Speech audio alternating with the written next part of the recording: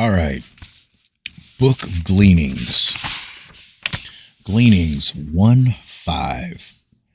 Men struggle daily with the beast and wrest their living from the soil, their day being encompassed with strife and toil. So women bring forth children with suffering, and because they are frail, their husbands rule over them. Men is conceived in the womb of woman, and she brings him forth to life. Therefore, when God raised man up from among the beasts, choosing him as his heir and endowing him with an immortal spirit, he placed a veil over the portals of life. This, that woman should not forget she is unlike all other living creatures and the trustee of the divine mission. For a woman not only gives life to a mortal being, she also bears a spark of divinity to earth, and there can be no greater responsibility. Book of Gleanings. Let's see how long this bad boy is. Ooh, this is a long one. Okay. Book of Gleanings, Chapter 1. Maya and Lila. This was formerly called the Book of Conception and said to be the first book of the Bronze Book. It concerns man's conception of the true God in olden days during the struggle back towards the light.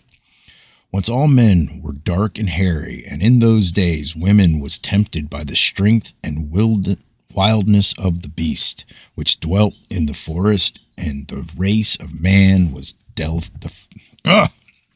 defiled again. Sorry. All right.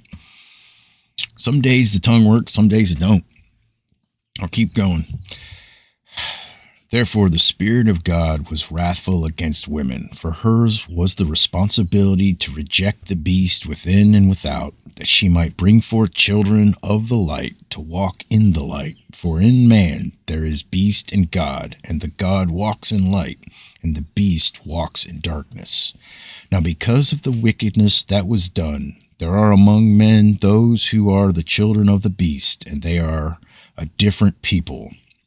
The race of man alone was punished, for the beast acted according to its nature. In man, the beast and God strive to decide whether he shall take his place among the gods that live or the beasts that die.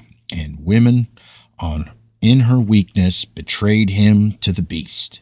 Men struggle daily with the beast and wrest their living from the soil, their day being encompassed with strife and toil. So women bring forth children with suffering, and because they are frail, their husbands rule over them. Man is conceived in the womb of woman, and she brings him forth to life. Therefore, when God raised man up from among the beasts, choosing him as his heir and endowing him with an immortal spirit, he placed a veil over the portals of life. This, that woman should not forget she is unlike all living creatures and the trustee of a divine mission. For a woman not only gives life to mortal being, she also bears a spark of divinity to earth, and there can be no greater responsibility. The eye that sees earthly things is deceitful, but the eye that sees spiritual things is true. Then because of the things that happened, the great eye saw the truth was closed, and henceforth man walked in falsity, unable to perceive the truth. He saw only that which deceived him, and so it shall be until his awakening. Not knowing God, man worshipped earth, who mothered him and supplied his needs. God was not displeased, for such is the nature of children. But when no longer children, they must put aside childish things, nor having blinded them, he wrathful that he could not see, for God is, above all else, understanding. The face of a good father is stern, and his ways are hard, for fatherly duty is no light burden. But his heart is ruled by compassion. His children walk in truth and uprightness. Their feet do not wander, nor are they willful and wayward. Man is born of mud, sun, and spirit. In the days of conception, the Spirit of God impregnated the receptive earth, and she brought forth her children. Then came man who walked like a little child, but God took him in hand and taught him to walk in the uprightness of God. A race of men came out of the cold northlands. They were under a wise father, and above them was the grand canopy, which later withdrew in disgust. The race was the children of God. They knew truth and lived in the midst of peace and plenty. The children of men about them were wild and savage. Clothed in the skins of beasts, they lived like beasts. Even more wild were the men of Zumot, who lived beyond them. Among the children of God, women had equality with man, for her counsels were known to be wise. She heard with understanding, and her speech was considered. In those days her words were weighed, for then her tongue did not rattle in her head like seed in a dried pod. Women knew that though men could subdue her with his strength, he was weak in his desire for her. In his weakness lay her power, and in those days it was used wisely. It was the foundation of the people. The race was good, but because of its goodness, it was destined to be smitten. For only the good vessel is worthy of the fire. It is burnt, that its shape may be set and its design endure. The path of peace is not the path of progress. Interesting. The people were not governed by princes or by statutes, but by wise men sat in council. They had only a code of conduct and moral tradition binding each one to the others in the symmetrical web of life. Those who transgressed the code and tradition were deemed to be unworthy of life among the people and were banished to exile.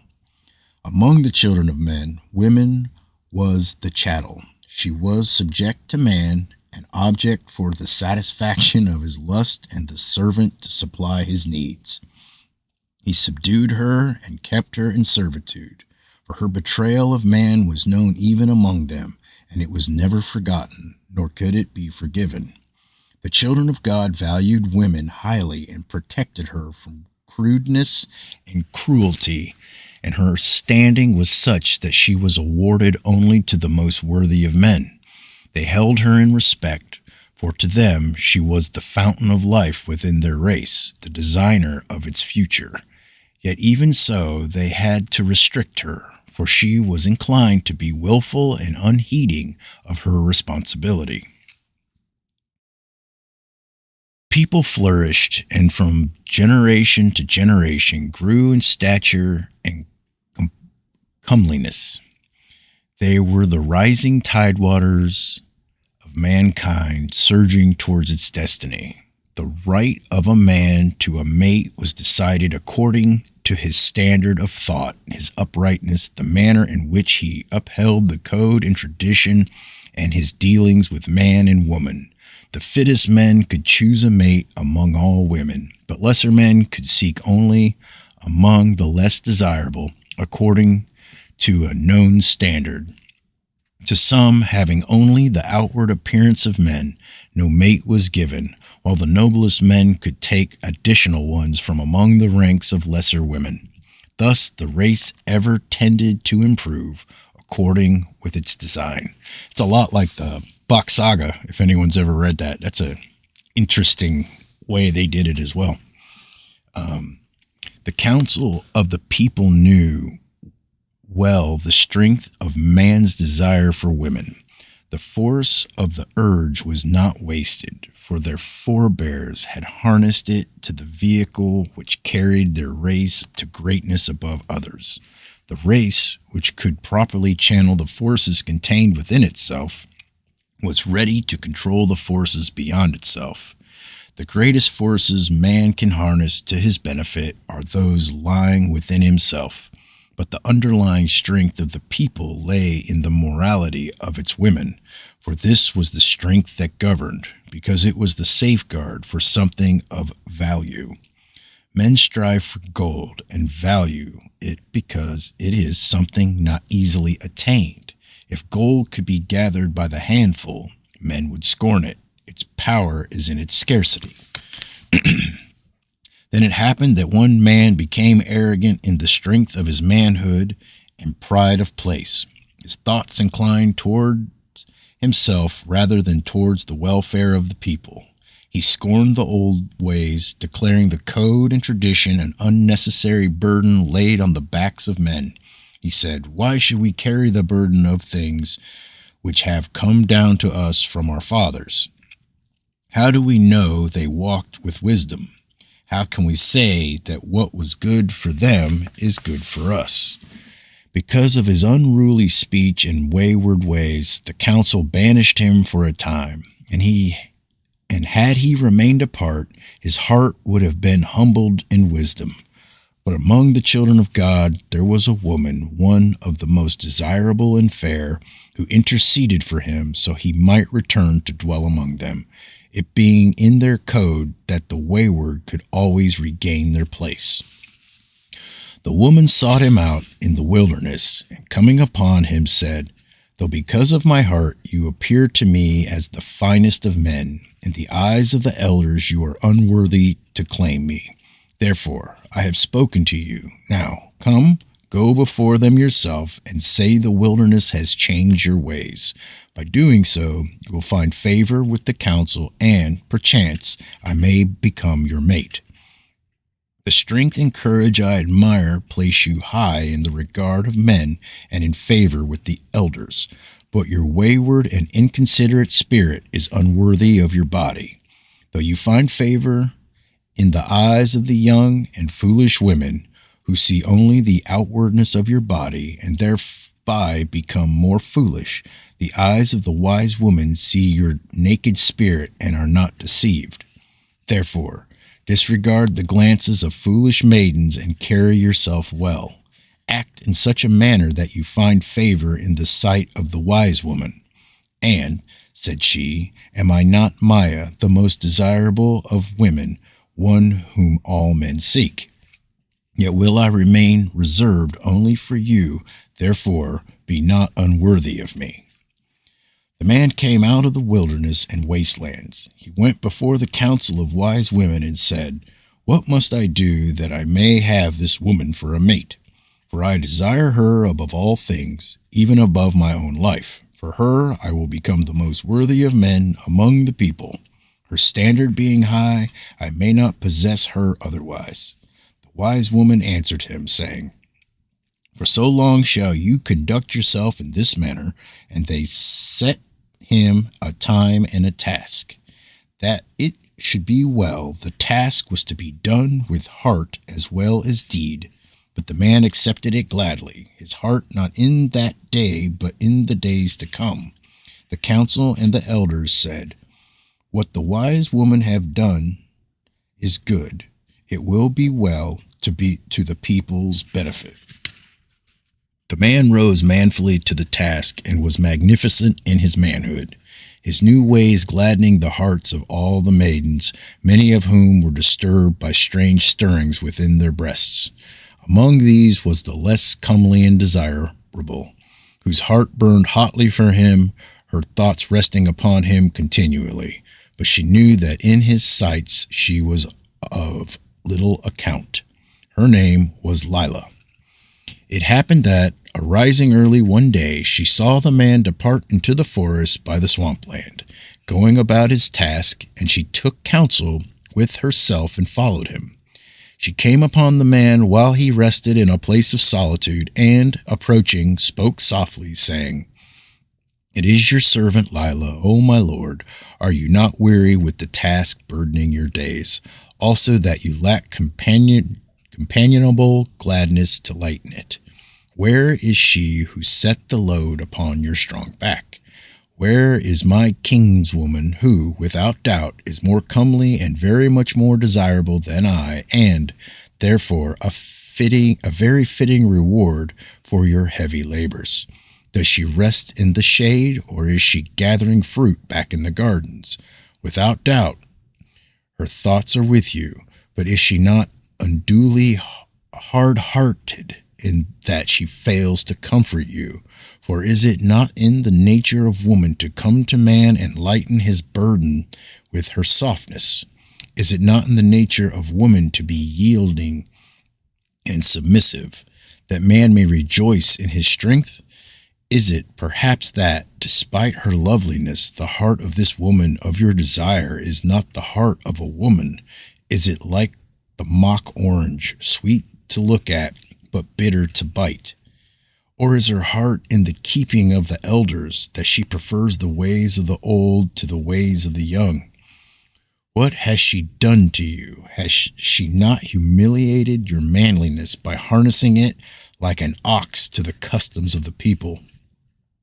And it be right that she decrees of old men long dead should come between living man and woman. Is it not more fitting that the customs of men submit to the law of her who gave us our natures? This desirable woman is yours, providing you toil and wait.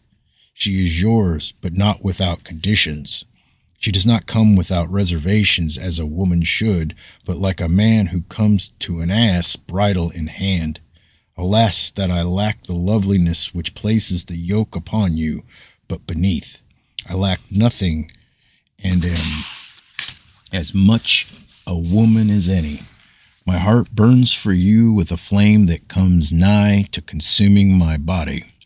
Take me, accept my humble offering. I give all freely. I will be yours without any conditions. O my Lord, which of us women truly offer the most? She who concedes nothing, or I who will even be accursed by God and men for your sake? I am nothing in your sight.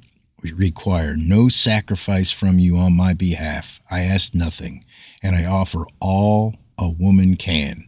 Then Lila knelt at the feet of the man and placed her head on his knee. The man was sorely troubled in his body, and he wrestled with it. But his spirit brought before his eyes the vision of the more desirable maiden, and he was strengthened. He arose and said, Begone, and tempt me no more. Then Lila departed and went her way, but within herself she brooded, and in the course of days her thoughts hatched a dark scheme.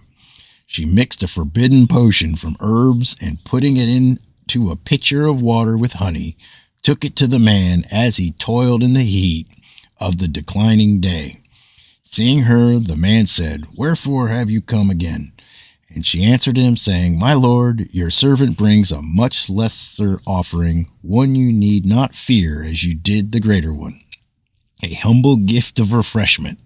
The day being hot and the toil arduous, the gift was not unwelcome. The man drank heavily from the pitcher, and because of the potion, his spirit slept, while the beast entered his body in strength. Telling you guys, be careful. When the fire of his passion was quenched by the waters of lust, his spirit returned, and he reviled the woman, saying, What have you wrought? Would you destroy me in this manner? The woman replied, The deed is yours, my lord, for you are a man and I am a woman. Then the man became afraid, for he knew the code and custom. He became angry after the manner of frightened men and shouted, Begone from my sight, you viper, lest I crush you. Lila answered quietly, My lord, why be wrathful or afraid without cause? For this thing shall be a secret between us. None will ever know of it. Behold, my lord, are you not free again, and the yoke removed from your neck? Now you may know the joys a woman can give without submitting to the task. Therefore, take your ease, for life is good to you. The words of the woman were not sweet to the ears of the man, for he was filled with remorse for what he had done. He said, You are not the maiden of my tender desires, in whom my heart delighted, and for whom I gladly undertook the task. What now of her, whose beauty compares with the glory of the sun, whose gentleness caresses as the sunbeam, besides whose brightness you are no more than a gloomy shadow? Lila replied, She is indeed as the sun. You may worship from afar, but never touch, lest you be burnt and destroyed. I am the woman of your body whom your flesh has chosen. What has this other woman done for you? Did she not sharpen the sword on which you cut yourself? If one lights a fire among reeds, knowing a man sleeps there, who is the blaming for his burning? The fire, he who lit it, or the reeds? It is beneath your manliness to turn on me thus. Am I not ashamed for your sake? And who among women would invite the wrath of gods and men, as I have done? Be content with the wrong your lust has already wrought. This is an evil deed you have committed, but because we are now united in the flesh, no harm shall befall you through me. Thenceforth, among the people they went their separate ways, but flesh called to flesh, bringing them furtively together in secret places. Each dwelt with the reproachful whispers of their spirit, and each walked in the shadow of fear because of the code and tradition. Now the elders were not without shrewdness, and they saw that the man was no longer diligent in the task and had returned to his former ways. Also, he avoided the eyes of Maya and was no longer reserved with women. Having sampled forbidden fruit, he now sought other varieties. He was not a man with an end in view towards which he strove. His bearing was not that of a free man. The glances between the man and the woman and their uneasiness were not difficult to interpret. The elders and wise women said among themselves, such is the manner of those carrying a burden in their hearts, whose shadowy love is feeble, furtive thing blooming shamefully in dark and hidden places. Therefore, they set a watch on the pair. The watch came upon them as they lay together in nakedness upon their skins and mocked them with ribaldry. Their passion was profane and a thing for jest. It was a fungus upon the tree of love. They were brought before the high council, which was the council of elders and the council of wise women, which questioned them, saying, Wherefore have you done evil unto us? The man answered, The woman put my spirit into sleep with an evil brew, and my body became weak because of my manhood. They replied, Truly you have little manhood now, and are a lesser man because of this woman. The woman stood up before the high council and answered them boldly, Am I then the stronger of the two? And I lift the biggest stone or run the fastest race. Do not the strong always prevail against the weak? And is not this man the strongest among men? Is this even a matter for your concern? For in what way have we caused harm to any but ourselves? Shall we be punished for that which concerns us two alone and wrongs no other?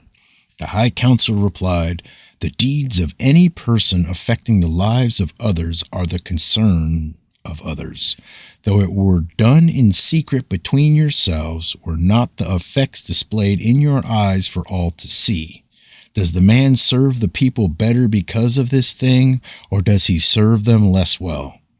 Has something been added to the people, or has something been taken away? Have not the people lost? Therefore, is not that which you did the concern of the people, and not of yourselves alone? The deed of itself was not wrong, except in the manner of its accomplishment. A woman who places no value on herself steals something from all women, for they are then less valued in the eyes of men. Would men value gold were it gathered by the wayside? Above all this, what of God-given love? Have you elevated or degraded its means of expression among men and women? Among people who value gold above all else, he who debases or adulterates it commits a wrong against them. Here, where love is valued above all else and women honored as its custodian, those who debase it are regarded likewise. We dwell in a pleasant place amid peace and plenty, an inheritance from our fathers. The children of men have inherited the wastelands. Our fathers less wise than theirs, that the customs of our fathers should be spurned. What you have done relates to your two selves, and by your two selves shall your punishment be carried out. This is not a punishment for any wrong done to us, for we are old, and it affects us little. We punish because we have a duty to the young, to the unborn of our race. We have an even greater duty to the hallowed things, which inspire mankind and enthrone men above the beasts. Your wrongdoing affects no one man or woman, yet it affects all men and women, and, if left unheeded, would not be without effect on children yet unborn. The code and tradition is the pillar of our people, and the pillar may not be struck with impunity. Though it be strong, and one blow will not damage it, many blows will bring down even the stoutest pillar. A blow left unheeded encourages another. A deed disregarded is a deed encouraged. Wow. A people can be judged by the things it punishes and the things it permits. The swine revels in filth and therefore attacks anyone who enters his pen. Were we wholly of the earth, we need only protect earthly things. Thus we banish you forever from among us, unless in your old age you are permitted, in mercy, to return. In this manner were the man and woman banished from the tilled land to wander the wilderness beyond. They dwelt in a cavern in the wasteland against the outer border of the tilled land, and they ate weeds and wild creatures. There they were in a place defended from hostile men and made safe from ambushes. In the first days of their banishment, the man was wrathful against the woman and spoke to her spitefully, saying, "Like a lamp that gives no light, you are a woman without womanly virtue, no longer deserving of the honored treatment accorded women of our race. You spoke truly when you said that I am strong, and you are weak. So be it. Henceforth your weakness shall be my strength. No longer will the weakness of man be the strength of women and the backbone of people clinging to things without substance. Henceforth I am obligated to no one and owe a duty to none but myself. Man is weak only in his desire for women, but the weakness of women shall henceforth assure satisfaction of desire." So the man subdued the woman after the fashion of the children of men. She was the wife who ministered unto him, saying, "My lord, I am but a woman, and your handmaiden." The beasts of the wastelands were the keepers of the women, and she was in bondage to the barren land, for the wilderness was beyond reach of the waters, a place of desolation yielding only weeds and thorns. The man hunted a field for wild creatures, while the woman delved for roots, seeking subsistence among the weeds. Thus it happened that one day, being overcome with hunger, the woman went among the reeds growing on the edge of the tilled land, for flowering plants grew there, the roots of which could be eaten.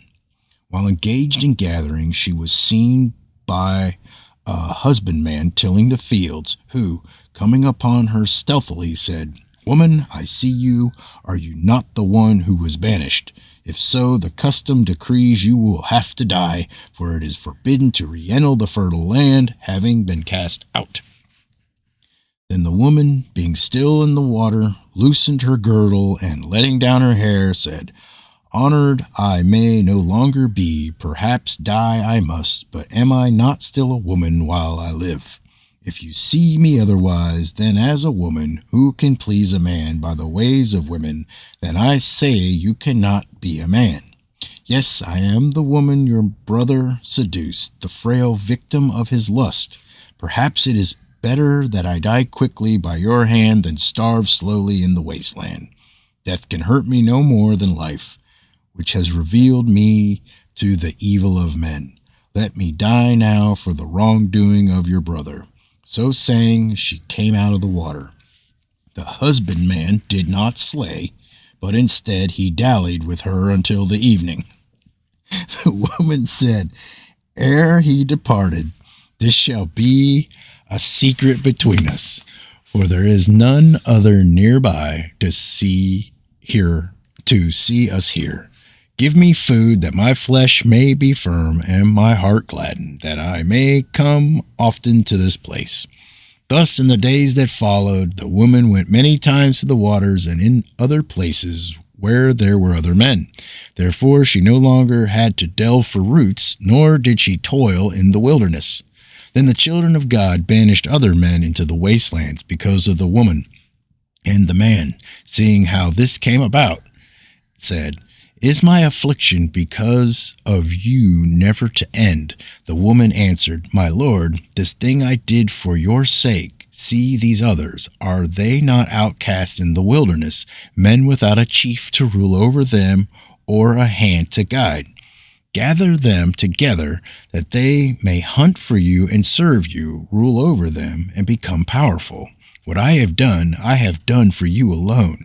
To your strength will be added their strength, and the loss of the people in fertile lands will thus become your gain. What is there that strength cannot obtain? If your desire is for other women, will not strength obtain them? Therefore, revile me not because I have now placed in your hands the means to which you desire. Now I say to you, and speak truly of things only a woman can know, that you are a better man than those who live bound to till the lands. Those women secretly despise them for their servility to the code of tradition. The man who was stirred up by these words and went out and about to the others, approaching them, saying, Behold, we have been cast out because we have followed the ways of men according to the nature of men. Our manhood is good within us. Let us therefore assert itself, so our strength may be greater. So it came about that the men who were outcasts entered the fertile, tilled land stealthily at night, burning the houses and overthrowing the water towers, saying, Let this land rejoin the wilderness.